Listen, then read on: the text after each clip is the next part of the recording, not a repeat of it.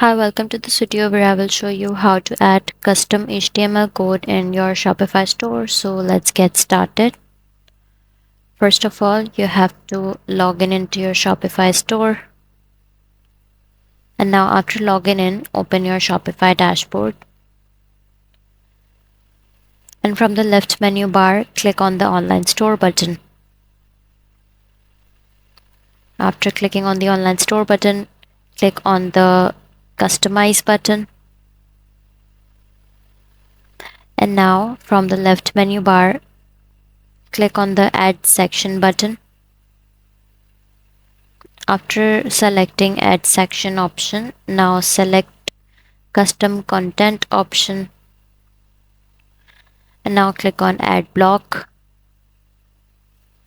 So here you can add custom HTML in the custom HTML bar. So here you can paste the code, and after pasting it, click on the save button. After that, refresh the website. And now here you see the HTML post. So that's how you will add custom HTML code in Shopify. That's all for this video.